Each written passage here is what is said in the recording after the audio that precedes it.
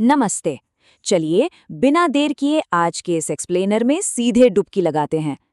Internet और smartphones के बाद अब हम इंसानी इतिहास की अगली सबसे बड़ी तकनीकी क्रांति के बीचों बीच खड़े हैं। जी हाँ, हम बात कर रहे हैं आर्टिफिशियल इंटेलिजेंस यानी एआई की। आज के इस खास सफर में हम एआई के पिछले 200 सालों के बेहद दिलचस्प इतिहास को ट्रेस करने वाले हैं। आज देखिए, चैट जीपीटी, मिड जर्नी या जेमिनी जैसे बड़े और आधुनिक एआई टूल्स हर जगह छाए हुए हैं। मतलब एजुकेशन से लेकर हेल्थ केयर, रिसर्च और एंटरटेनमेंट तक कोई भी सेक्टर इनसे अछूता नहीं है। ये हमारी रोजमर्रा की जिंदगी का एक ऐसा जरूरी हिस्सा बन चुके हैं जिसके बिना अब काम चलता ही नहीं है। लेकिन फ्यूचर के बारे में बात करने से पहले एक बहुत ही बेसिक सवाल दिमाग में आता है ना? कि आखिर ये तकनीक आई कहाँ से? इसे सबसे पहले किसने बनाया? इस पूरी कहानी और रोमांचक सफर की शुरुआत असल में हुई कैसे थी? आपको जानकर शायद बहुत हैरानी होगी, लेकिन ये सफर आज से नहीं बल्कि लगभग 200 साल पहले शुरू हुआ था। जी हाँ, 1830 के दशक में इंग्लैंड के महान गणितज्ञ चार्ल्स बेबेज ने पहला मैकेनिकल कंप्यूटर डिजाइन किया था। और फिर 1843 में एडा लवलेस ने एक बहुत ही कमाल की बात पकड़ी। उन्होंने महसूस किया कि मशीनें सिर्फ गणित के जोड़ घटाव नहीं बल्कि किसी भी तरह के सिंबल्स और पैटर्न्स को समझ सकती हैं। सही मायनों में एआई का सबसे पहला बीज यहीं बोया गया था। अब वहां से छलांग लगाते हैं हम सीधे 1950 में आते हैं। यहाँ एंट्री होती है महान वैज्ञानिक एलन ट्यूरिंग की, जिन्होंने पूरी दुनिया के सामने एक बहुत ही गहरा सवाल रख दिया। क्या मशीनें सोच सकती हैं? इसी सवाल का जवाब ढूंढने के लिए उन्होंने मशहूर ट्यूरिंग टेस्ट बनाया, ताकि इंसानों जैसी बातचीत के जरिए मशीनों की इंटेलिजेंस को मापा जा सके। इतिहास के नजरिए से ये एक बहुत बड़ा मील का पत्थर था। लेकिन अगर हम आर्टिफिशियल इंटेलिजेंस फील्ड के ऑफिशियल जन्म की बात करें तो वो 1956 के डार्टमाउथ सम्मेलन में हुआ था।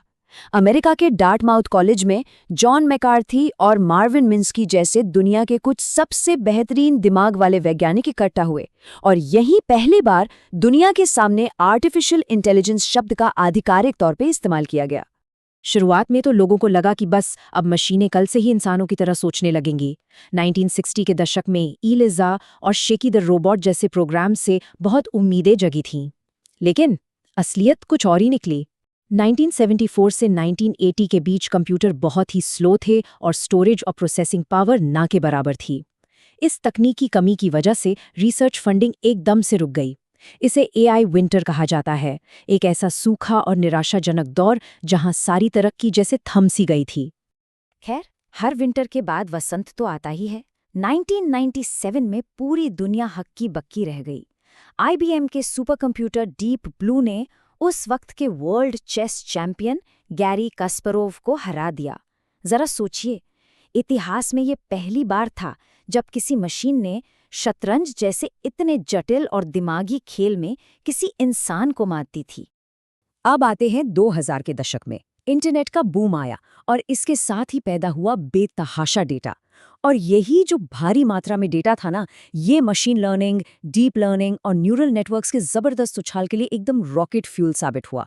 साफ शब्दों में कहें तो बिना इस डेटा एक्सप्लोजन के आज का एआई रेवोल्यूशन मुमकिन ही नहीं था। डेटा के इस तूफान ने एक के बाद एक कई ऐतिहासिक सफलताओं की झड़ी लगा दी। 2011 में आईबीएम वॉटसन का गेम शो जीतना, जोपेडी जीतना, 2012 में एलेक्सनेट का इमेज रिकग्निशन की दुनिया बदलना और 2016 में अल्फागो का ली सेडोल को हराना, ये सब बहुत बड़ी उपलब्धियां थीं। लेकिन असल टर्निंग पॉइंट आया 2017 में, जब गूगल ने अपना ट्रांसफॉर्मर आर्किटेक्चर लॉन्च किया। इस ट्रांसफॉर्मर आर्किटेक्चर ने सचमुच पूरी गेम ही पलट कर रख दी। मशीनें अब सिर्फ कैलकुलेशंस नहीं कर रही थीं, बल्कि वो इंसानों की तरह बहुत ही नेचुरल तरीके से बातचीत करना सीख रही थीं। आज जो हम चैट जीपीटी, जेमिना या क्लॉड जैसे बड़े एआई टूल्स इस्तेमाल करते हैं ना, उनके पीछे बिल्कुल यही आधारभूत तकनीक काम कर रही है। और इसी वजह से आज हम इस जेनरेटिव एआई के शानदार युग में जी रहे हैं। जो चीजें कुछ साल पहले तक पूरी तरह नामुमकिन लगती थीं, आज मशीनें चुटकियों में कर रही हैं। चाहे वो एकदम असली लगने वाली आर्ट बनाना हो, नया म्यूजिक कंपोज करना हो, डायनामिक वीडियो बनाना हो या फिर मुश्किल से मुश्किल कोड लिखना हो, ये सच में हमारे काम करने के तरीके को हमेशा के लिए बदल रहा है। लेकिन देखिए, इतनी बड़ी ताकत के साथ कुछ बहुत ही गंभीर चुनौतियां भी आती हैं और हमें इनका निष्पक्ष रूप से आकलन करना चाहिए। बड़े पैमाने पर नौकरियों के जाने का डर, प्राइवेसी को लेकर बहुत बड़े खतरे, फेक इन्फॉर्मेशन का तेजी से फैलना और मास सर्विलेंस, ये सब अब सिर्फ साइंस फिक्शन वाली बातें नहीं रहीं बल्कि एक डरावनी हकीकत बन चुकी हैं। और मजे की बात यह है कि ये खतरे सिर्फ आम लोग नहीं जता रहे हैं। दुनिया की कई प्रमुख आवाजें लगातार हमें चेतावनी दे रही हैं। जैसे एलन मस्क ने तो बहुत ही स्पष्ट शब्दों में कहा है कि एआई हमारी पूरी सभ्यता के लिए सबसे बड़ा रिस्क साबित हो सकता है। बिल्कुल इसी तरह की एक बहुत ही सख्त चेतावनी महान वैज्ञानिक दिवंगत स्टीफन हॉकिंग ने भी दी थी। उनका स्पष्ट रूप से मानना था कि अगर हमने इस आर्टिफिशियल इंटेलिजेंस को कंट्रोल में नहीं रखा तो ये अंततः पूरी मानव जाति के लिए एक निश्चित और विनाशकारी खतरा बन जाएगा। तो इन सब बातों को ध्यान में रखते हुए अगर हम 2030 के भविष्य की कल्पना करें तो हमारे सामने दो बिल्कुल अलग-अलग तस्वीरें उभर कर आती हैं।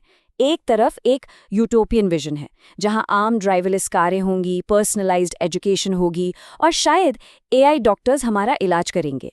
लेकिन दूसरी तरफ एक डिस्टोपियन रियलिटी का डर भी है जहां बड़े पैमाने पर बेरोजगारी हो सकती है, सुपर इंटेलिजेंस सिस्टम्स का खतरा होगा और शायद चारों तरफ एआई सर्विलेंस हो। तो दोस्तों, लब्बो लुआब ये है कि असली चुनौती एआई का निर्माण करना नहीं है, असली चुनौती है उसे सही तरीके से कंट्रोल करना।